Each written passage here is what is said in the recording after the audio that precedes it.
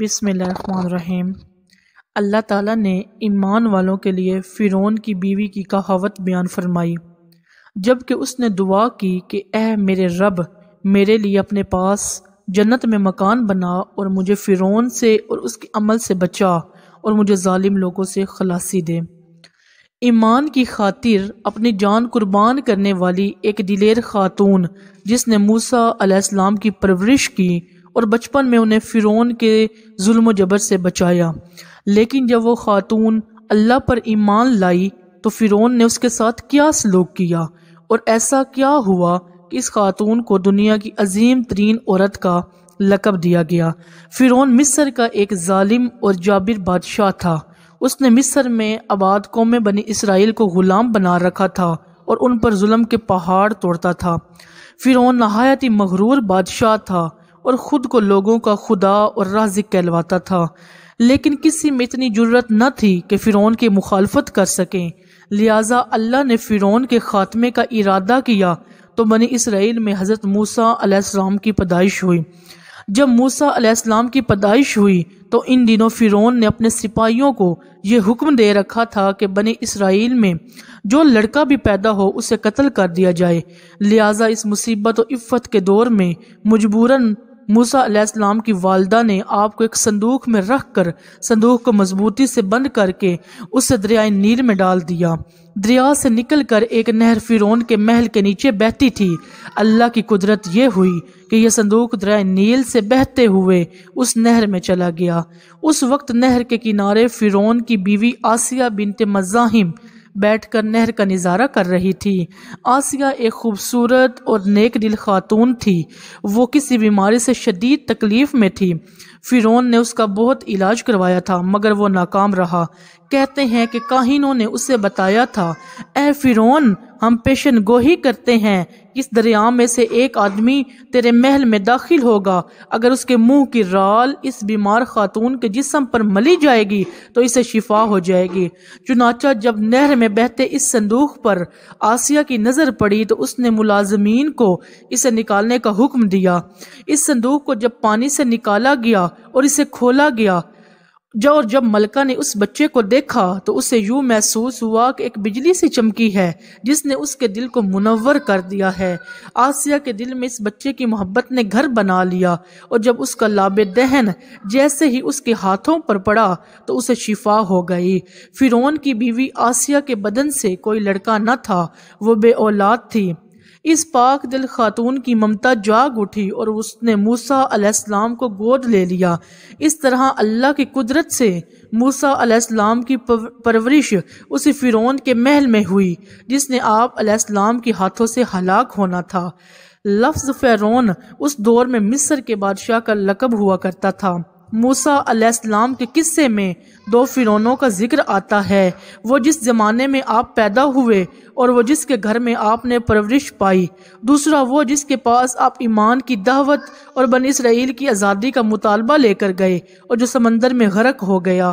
لہٰذا be be Asiya کا خاوند جس کے پاس موسیٰ علیہ السلام کو اپنے محل میں رکھا، اس فرعون کا نام رامسس ثانی بتایا جاتا ہے۔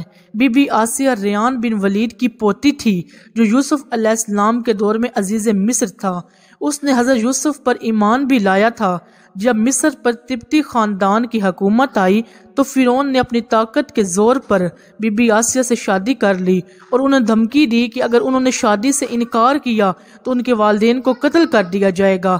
لیکن شادی کے بعد بھی اللہ نے حضرت آسیہ کو فرعون کے شر سے محفوظ رکھا اور وہ آپ پر قادر نہ ہو سکا۔ محرکین لکھتے ہیں کہ اللہ نے فرعون کو نامرد بنا دیا تھا۔ بعض نے لکھا ہے کہ فرعون کو ایسی بیماری تھی کہ طبیبوں نے اسے ساری عمر صحبت کرنے سے منع کر دیا تھا، لہٰذا فرعون کبھی بھی حضرت آسیہ کے قریب نہ جا سکا۔ یہ بھی اللہ کی ایک حکمت تھی تاکہ بی بی آسیہ فرعون کی ناپاک جسم سے محفوظ رہ سکیں۔ حضرت موسیٰ کی پرورش شہزادوں کی طرح ہوئی۔ ہر طرح کا آرام اور آسائشیں آپ کے لیے دستیاب تھی، لیکن تبتیوں کے درمیان زندگی گزارنے کے باوجود موسیٰ علیہ السلام فطرتی طور پر ان سے مختلف کردار کے مالک تھے۔ فرعون کے غرور و تکبر اور خدائی کے دعووں کو ناپسند کیا کرتے تھے اور ہمیشہ توحید کے متعلق واضح بات کیا کرتے تھے جو فرعون اور اس کے درباریوں کو ناگوار گزرتی تھی۔ وہ وقت بھی آ گیا جب اللہ نے حضرت موسیٰ علیہ السلام کو نبوت عطا کی اور آپ فرعون کے دربار میں اسلام کی دعوت لے کر تشریف لائے۔ اس وقت فرعون کے مطالبے پر جادوگروں اور موسیٰ علیہ السلام کے درمیان سحر کا مقابلہ ہوا، جس میں حضرت موسیٰ علیہ السلام کی عصا حقیقی سانپ میں تبدیل ہو گئی اور جادوگروں پر حق واضح ہو گیا کہ یہ اللہ کے سچے رسول ہیں جنہیں ہماری ہدایت کے لیے بھیجا گیا ہے، جبکہ فرعون اپنی انا اور غرور پر قائم رہا اور موسیٰ علیہ السلام کی دعوت کا انکار کر دیا۔ اسی دربار میں بی بی آسیہ بھی موجود تھی، لہٰذا آپ نے جب یہ منظر دیکھا تو آپ کے دل میں فوراً حق کا نور چمک اٹھا اور آپ موسیٰ علیہ السلام پر ایمان لے آئی۔ بی بی آسیہ فرعون مصر کی بیوی تھی، آپ کے پاس مال و دولت کی کثرت تھی، لیکن اس کے باوجود آپ غرور اور تکبر کا شکار نہیں تھی، بلکہ آپ کا دل غریبوں کی محبت سے سرشار اور ان پر شفقت و مہربانی کے جذبے سے معمور تھا۔ آپ دل کھول کر ان پر صدقہ خیرات کیا کرتی تھی، اس لیے آپ کو ام المساکین کہا جاتا ہے، یعنی مسکینوں کی ماں۔ فرعون کی بیوی اپنے شوہر کے مظالم کو بھی خوب جانتی تھی، اس لیے اپنے ایمان کا اظہار نہ کیا۔ آپ سب سے چھپ چھپا کر ایک اللہ کی عبادت کیا کرتی اور اللہ سے یہ دعا کرتی کہ اے اللہ مجھے فرعون اور اس کے عمل سے نجات دے، میں اس کے کفریہ حرکتوں سے بیزار ہوں۔ حضرت آسیہ خفیہ طور پر موسیٰ علیہ السلام کے خدا کی عبادت کرتی اور وہ استغفار میں مشغول رہتی، یہاں تک کہ فرعون کو ایک دن آپ کے ایمان لانے کی خبر ہو گئی۔ اس نے ایک روز اپنے درباریوں سے کہا، کیا تم لوگوں کو میری بیوی کی کچھ خبر ہے؟ تم لوگ اس کے متعلق کیا جانتے ہو؟ سب نے بی بی آسیہ کی بڑی تعریف کی اور ان کی بھلائیاں بیان کی۔ فرعون نے کہا، کیا تم لوگوں کو نہیں معلوم کہ وہ میرے سوا دوسرے خدا کو مانتی ہے؟ لہذا حضرت آسیہ کو دربار میں بلایا اور ان سے دریافت کیا کہ تو کسی اپنا محبوب مانتی ہے؟ حضرت آسیہ نے دلیری اور جذبہ ایمانی سے جواب دیا کہ میں موسیٰ کے رب پر ایمان رکھتی ہوں جو میرا، تیرا اور ہم سب کا خدا ہے۔ فرعون اس بے باک جواب پر غضبناک ہو گیا اور بہت جلد پورے شہر میں اس بات کی شہرت ہو گئی کہ فرعون کی بیوی اور ملکہ نے فرعونی طور طریقے کو ٹھکراتے ہوئے دین موسیٰ قبول کر لیا ہے۔ پہلے تو فرعون نے بی بی آسیہ کو سمجھا بجھا کر اور ڈرا دھمکا کر موسیٰ علیہ السلام کے دین کو چھوڑنے کو کہا، لیکن جب اس نے حضرت آسیہ کے چٹان جیسے مضبوط ایمان اور جذبے کو دیکھا تو اس نے ظلم و بربریت سے کام لینے کی ٹھان لی۔ فرعون نے اپنے اہلکاروں کو حکم دیا کہ آسیہ کو تپتے ہوئے ریگستان کی دھوپ میں لٹا دیا جائے، لہٰذا آپ کو شدید گرمی میں ریت کے تپتے صحرا میں چھوڑ دیا گیا۔ فرعون اس جگہ کا دورہ کرتا رہا اور کہتا رہا، تو باز آ جا، بات مان لے، محل کی شاہی زندگی اور آرام و آسائش تیری منتظر ہے۔ مگر حضرت آسیہ پر اس کا کوئی اثر نہ ہوا، کیونکہ آپ کو جنت کے لافانی محلات پر ایمان تھا جو اللہ نے انہیں عطا کرنے کا وعدہ کیا تھا۔